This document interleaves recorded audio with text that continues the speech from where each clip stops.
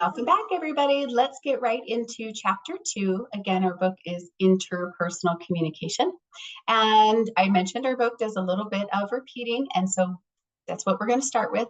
Has anybody ever thought about why you have miscommunication with people? Like you feel like you're being super clear with your word choices, but still there's like somebody in your life who it doesn't matter what you say or how much thought you put into what you say, like the messages just are not getting sent the way you want.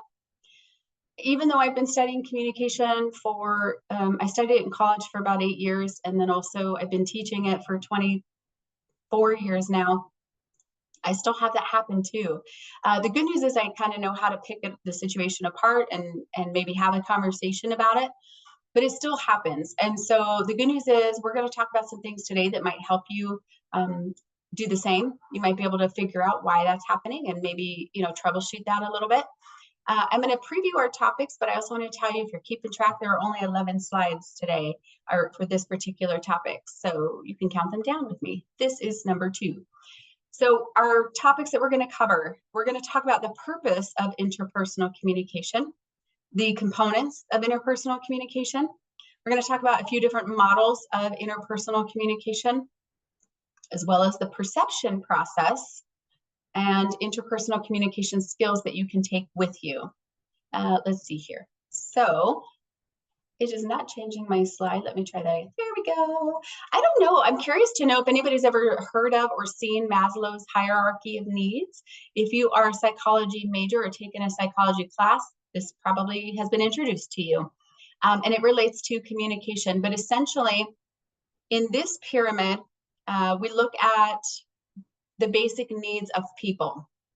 That's what Maslow suggested, is we all have these basic needs. We start at the very beginning or the bottom of this pyramid with physiological needs, which are things like breathing, water, food, sleep, that kind of thing. Things that, to be honest, sometimes college students don't have, in terms of like secure housing or environments that cause or allow them to sleep really well.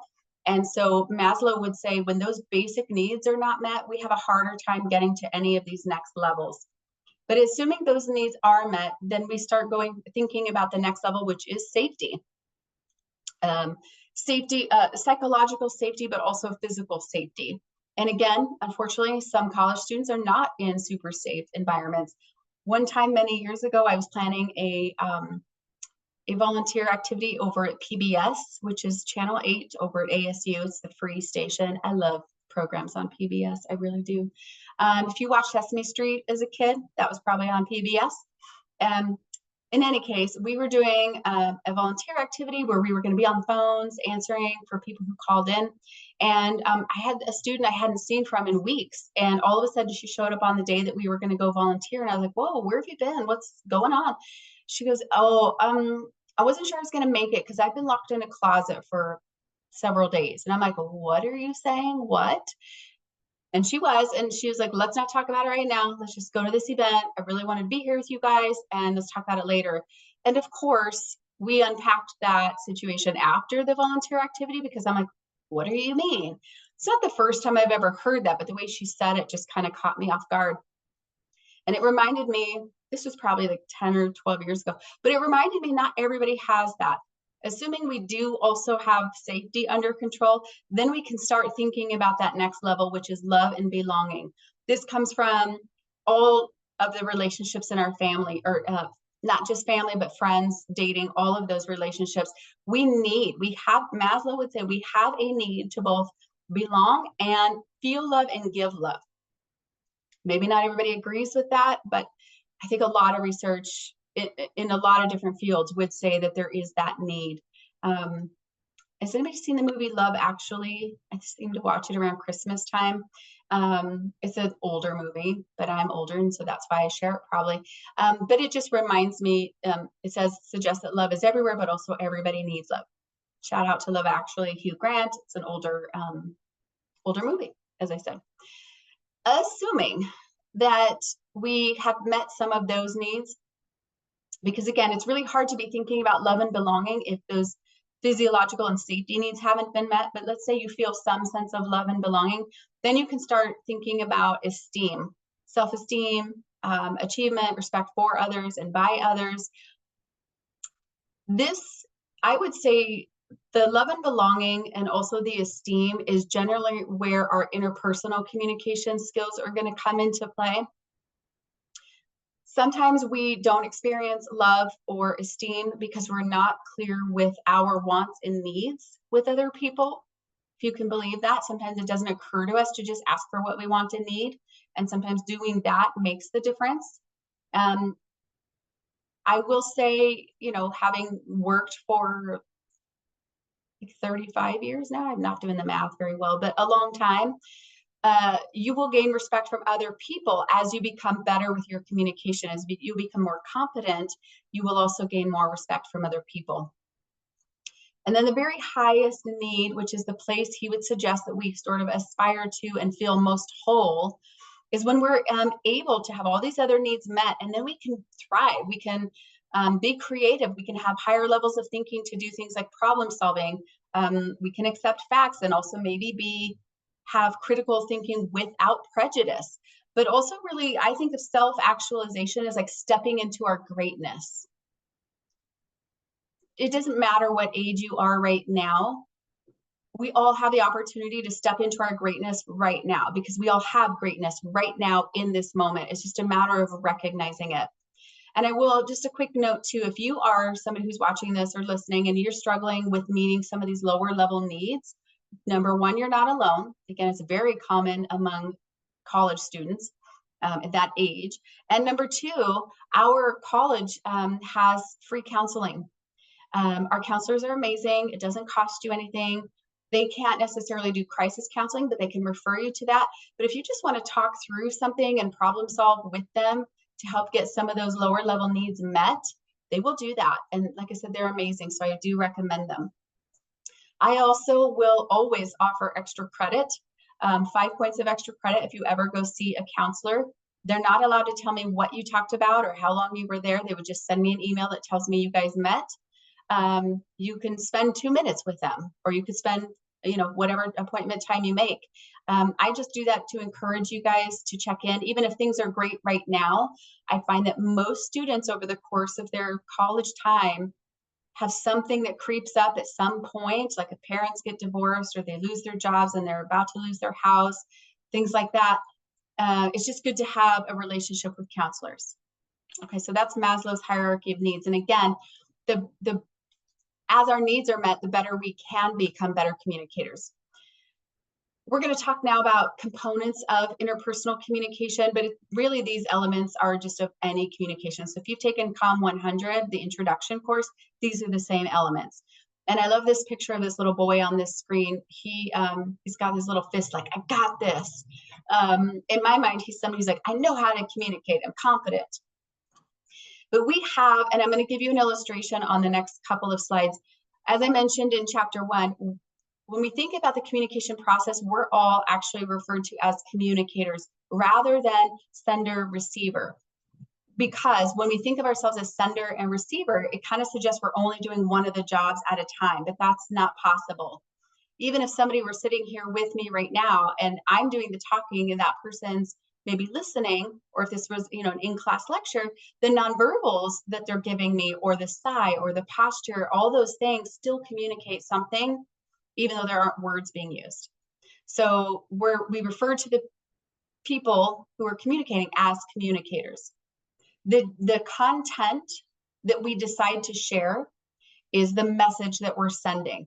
Again, even if it's a nonverbal eye roll, we're still sending a message like, I'm not trying to hear you. Have you ever seen those memes, or not memes, but like little reels on Facebook? I saw one just last night, and it was just a series of little babies rolling their eyes at their parents. The parents are like either kissing them or trying to say something. I found that interesting. The point is they're sending a message to the parents that like, I'm not trying to hear what you're saying right now. So it's just funny coming from a baby. The channel, think of the channel as the way you send the message. Is it by text? Is it by phone? Is it handwriting? Does anybody write notes anymore? I don't know. I haven't seen any note passing in my classes. but maybe it's happening. However you're sending the message is the channel. Feedback is what we give to one another. Again, that's verbal or nonverbal. We might go, oh, okay, yeah, that sounds right. So I'm saying something that's affirming when I say that's right, and I'm giving the utterances, yeah. And then the shaking of my head also gives feedback. That's something we do, which is, again, why we're called communicators. The environment can also be called a context. So the content is what you're saying, it's the message, but the context is the environment. And again, I have a visual here in just a second. That plays a part in our messages, because if we are deciding to send a message, let's say to our boss about, asking for a vacation day, we maybe don't want to send it at midnight and wake up the person or seem inappropriate by messaging that person, unless you know the person and have a great relationship and you've already figured out that's okay to do. The context we want to be appropriate. As I mentioned in chapter 1, maybe we wouldn't use curse words in a classroom to say the same way we might not in some workplaces. If you're watching and you're like, I can curse as much as I want to in the workplace, okay, that's a different context. And so you just know that, and so you work within those guidelines. Noise, I'm glad that noise came up, because I'm actually, as I'm shooting this, I do a lot on social media. So you might hear me talk about like the chat, put something in the chat below. There's no chat below, so I'll apologize. But as I'm filming, I mentioned in chapter 1, there's a lot of rain happening outside now, and I think I just heard some thunder. So if you see me looking off to the side, it's because there's a lot going on outside my window, which is noise. And again, as we go through, we'll talk more. I think it's a slide or 2 from now, we talk about the different types of noise. But noise is anything that keeps us being effective. Like my cat earlier, she took my attention away. That was noise. This thunder and stuff that's happening out here, that's noise. And I ask a question here at the bottom of the slide, which says, how do we know we're being effective, successfully communicating our messages? I gave you the answer to this in the chapter 1 video. While I take just a quick drink, I'm going to see if anybody can shout it out just for practice. I'm talking a lot today, so you'll see me probably drinking water on all of these videos. We've successfully communicated our message when the message we intended to send is the same as the message that was received. If we intended to make somebody's day and make them happy, and that's what we observe in them, then our message was effective. If we intend to ask for a raise and that conversation goes really well, then our message was probably effective. And so that's the barometer or the tool we can always use as to whether or not we're being effective communicators. Yes, so we go to the next slide and I talk about additional components of communication. Noise, as I mentioned, is anything that hinders or distorts the message that's being sent or received. And I have provided you with pictures of my cats. I mentioned I had cats, I have 3. Nope, before you ask, that was not intentional. I don't have a plan to get more cats. It's a long story. If you want to hear about it one day, maybe I'll make another video for that. You'll have to tell me, and then I'll make one, but probably most of you won't. Instead, I'm using their pictures to demonstrate the different types of noise. I've already told you some examples of physical noise. Physical noise occurs, by the way, I didn't say this in chapter 1, but most of what I talk about comes up on the quizzes. So it's probably going to be taking notes while you're listening. Physical noise is what's happening in the environment. So again, if Addie, which is the first cat here, she's sleeping, you can see her picture. If she's over here on my right making noise, getting into my papers and stuff, that's physical noise because it's in my physical environment. The same with thunder and rain. Physiological noise is the picture that Addie is displaying here. She is sleeping. So for example, if I'm trying to talk to her and she's sleeping and she doesn't respond, or she's super tired, so she doesn't process my message, she's experiencing physiological noise. If you're sitting in a classroom or at work and you're hungry, that's something going on with your body. And so you can't concentrate. That is also physical noise. Semantic noise, which is what my middle picture is showing with my cat Pumpkin. His face to me looks like, what'd you say, Mom? I don't know what that means. And that's what semantic is, or the word choices.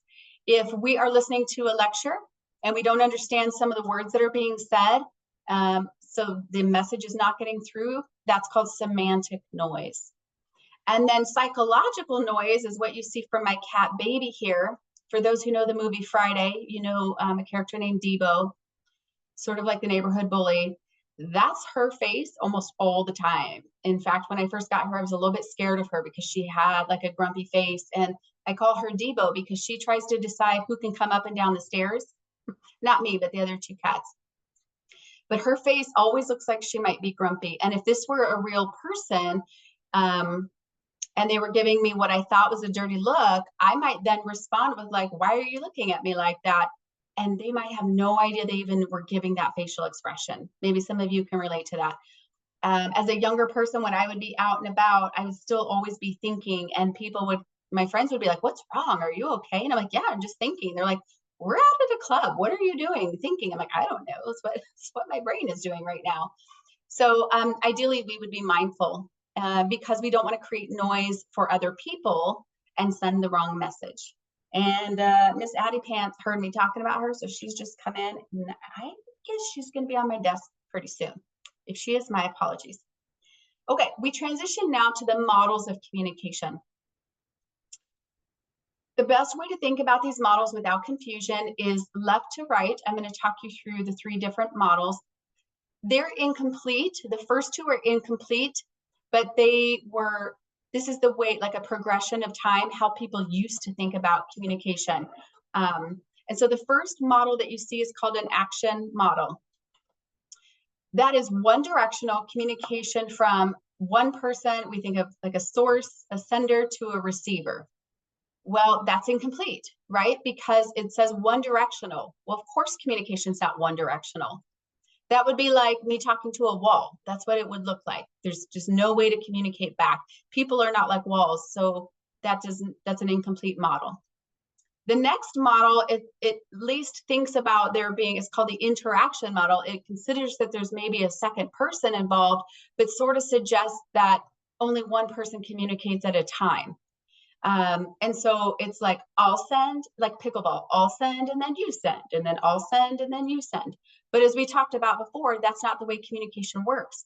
Because we are always communicating through verbal and nonverbal messages, which is feedback, we're always communicating, and that means that it can't be an interaction model. It's not complete.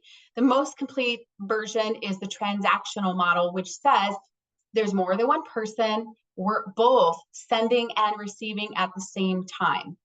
And again, that's because of verbal and nonverbal communication. Here's a visual. Again, we only have a couple more slides left. Here's a visual of the transactional model of communication that we saw in chapter 1.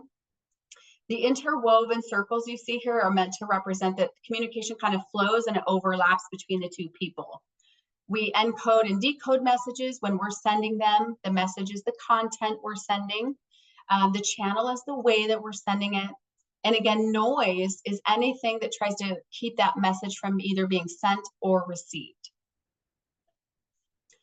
And then we will also talk just a bit about the perception process. This is a topic that comes up again, so today we're just touching on it. But the perception process is the process of acquiring, interpreting, and organizing information through our 5 senses. If you look at the image on the screen, most people in my classes tend to see the duck with the beak on the left. And some of my other classes can, if they look at it, they see a rabbit with the nose on the far right and an eye like right in the middle. The point of this image is that if we all look at the same image, we can each perceive it differently. Our authors talk about, again, the different stages of the perception process. So the first stage is attending or paying attention to, oh, I see that there's this image here. I've attended to it. The next is organizing, making sense of it, which is, okay, well, I see some shapes and I see some colors and I can see there's a few things happening here. My brain starts trying to organize and make sense of it. And then finally, when I interpret a meaning, it's when I decide, oh, here's what this means. I've decided I see a duck, or I've decided I see both, a duck and a rabbit. You can think of this like even a commercial. If you and a friend are watching a commercial, or you could think about politics, but you could think about anything. You could watch the same thing or see the same car accident, and you have different perception based on the way what you pay attention to, how you organize it, and then also the meaning that you assign to it. I want to say this is our last slide, but we're going to talk about interpersonal communication skills. One would be mindful listening. That is sometimes very hard for us to do, especially when emotions are involved, but this would suggest that we thoughtfully and carefully pay attention to what other people are saying, like during this lecture, for example. The second skill would be called people skills, and that is when you, these are skills that help you understand other people and then as a result, know how to interact with them. Have you heard anybody say, read the room? Meaning like, you know, if it's a room full of friends, you can say and do things that make sense with those people. But if you walk into a room and you find out somebody's just been in an accident, you don't then walk in telling jokes unless you want people to go, what's happening there? It doesn't make any sense, right? We want to be mindful of the people and what's going on around us when we communicate. And then there's something which we talk more about that's called emotional intelligence, but that's the ability to identify your own emotions and the emotions of others, and then using that information to guide you.